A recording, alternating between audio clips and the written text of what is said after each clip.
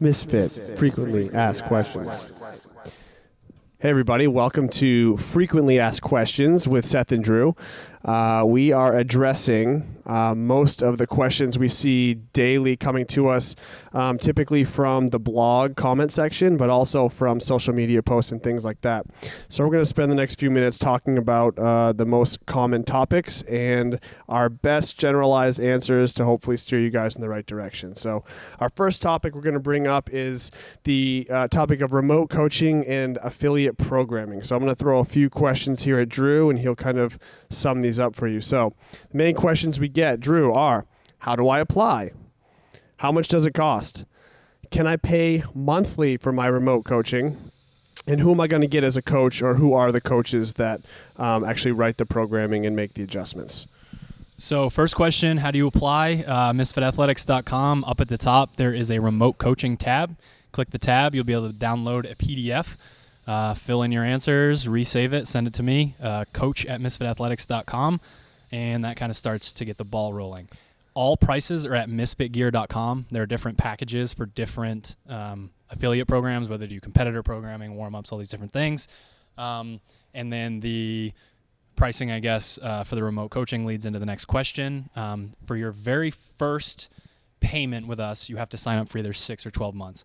The monthly fee is less if you sign up for 12 months, but you're going to be paying in one lump sum for 6 months and 12 months. And why would we make it mandatory that someone signs up for 6 months with us? We're not looking for turnover here. We need time to work with athletes. We need time to get to know athletes so that the programming that we provide is better for you, the coaching that we provide is better for you. And if we keep turning over athletes and don't get to work with specific athletes for a longer period of time, the success isn't there for us or them. And so for us, it's more about the commitment. The 6 months shows us that you guys are committed to the product, committed to the coaching, and it actually is less for 6 months than our old per month than our old 3 months blocks were. So it actually saves them money to make that bigger commitment over a longer period of time. So cool. Once you sign up, though, you are given the option to renew for 3 months.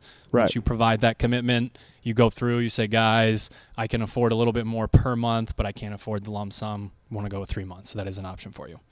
The coaches, you're looking at 2 of them, and we have Gabe, Matt, and Austin. So one of the other questions off of that gets asked a lot is, how many athletes are they working with? I mean, do you have 30 athletes? Do you have 40 athletes? The answer is no. We have, right now, we're pretty close to each coach being in the single digits. So we're very serious about not overworking a coach so that the product stays good for everybody. Right, and we want athletes that, like we said before, more so than the time commitment, but we want athletes that are committed to us. So we actually do some screening with that application process, and we actually will turn people down if we decide that this isn't the right situation for you, because we need you guys to give us as much feedback as we're going to give you. So that's really important to us. Another reason why we keep the numbers so low is to make sure that these coaches do have time to give the feedback that each athlete is paying for and needs. So. All right, Seth, how do I become a sponsored athlete? Well, not an easy one. No, it's not easy. I think the biggest difference, I guess I'll start with what the difference is between a sponsored athlete with us and a lot of the other companies out there. A lot of other companies will sponsor athletes for kind of like brand recognition. So if you are very popular on social media, if you have had success in the sport of CrossFit or Grid League or whatever it is, companies are more likely to give you money, fly you around, give you gear, give you product to get their name out a little more. We don't necessarily care as much about that as some of the other companies. We want people who are going to represent us more so as people in a company than just kind of splattering our name all over everything and getting the brand out there. The brand's out there enough right now that we're pretty comfortable. Ted does crazy good job at social media and making movies. Right, Ted? Yeah, you're welcome. And so it's more about knowing that we can spend time with our athletes, give them the attention they need to be better within the sport, and we know that these people are going to represent us well outside of the sport. So just as good people. And you'll see the 6 that we sponsor now, you guys could probably know all of them, very large range in personality, but they all are very down to earth, good people. When it comes down to it, we spend lots of time with them. We travel with them. We stay in hotels with them. If you didn't fit our group, our personalities, things like that, it just wouldn't happen. Doesn't matter how good of a CrossFitter you are. You have to be a part of the team, a part of the family, and that's super, super important. So is it even worth it for someone to apply? We've had the same 6 for a long time. Why would someone apply on our site? Yeah, so applying basically puts your name in our head. So you may just be kind of a blip, not even on our radar right now. We have a lot of people that follow the blog. They post a lot. They tag us in social media, and we definitely pay attention to what's going on out there. But if you show the interest and you show the dedication and you show the commitment to us, and we see your numbers, we get to know you better, we pay closer attention to you, it may make you stand out a little more than somebody that, we meet on a trip or whatever it is. You may just become a little more noticed by us, and it helps us kind of understand your goals, your wants, your needs a little faster than any other way. So I think that application is super important, even if you've never been to regionals. I think if you really want to get to the next level, that application process is pretty important. So, and one other thing I want to add is we'll have people apply. They'll kind of be on the right track, and then they meet us. And they don't really say much, put in much of an effort to kind of get in with the group, and sorry in advance if that sort of social activity is tough for you, but you really got to put yourself out there so that we can figure out whether it's a good fit or not. Yeah, we're pretty approachable people. We don't carry a chip on our shoulder. We'll chat with you. We'll hang out with you. We'll get to know you. So don't be shy about coming up and introducing yourselves. You see us at events. You follow our program. You want to say hi, whatever, shake our hand. It's all good. We have time for that sort of thing. That's what we're there for. So, make yourself known if that's something you really want to pursue. Good with that? Yeah. Okay. So back at you. Media topic. Who can I send my videos and photos to? So if you want to be featured on the blog, like we have either a photo or video every day for our posts, you can shoot an email to coach@misfitathletics.com. Give me your name. If you want an affiliate shout out, make sure you put that in there. And you can either send the file or you can upload it to YouTube yourself and then just send me the link. Another way you can do it is you can use the appropriate hashtags on Instagram. So you can use hashtag Misfit Athletics, hashtag Sharpen the Axe, hashtag Team Misfit 2016, all these different ones. We troll through those, and when we like a video, you'll notice some of you haven't sent them to us, but we pull them off Instagram and put them on the site. So yeah, people like getting that surprise when they end up, especially on the blog, on the front page. They may not know it, but that hashtag might be the reason that you got there, that we found it, that we decided to feature it. So make sure that you're really making yourself known on social media as well. All right, let's move on to apparel.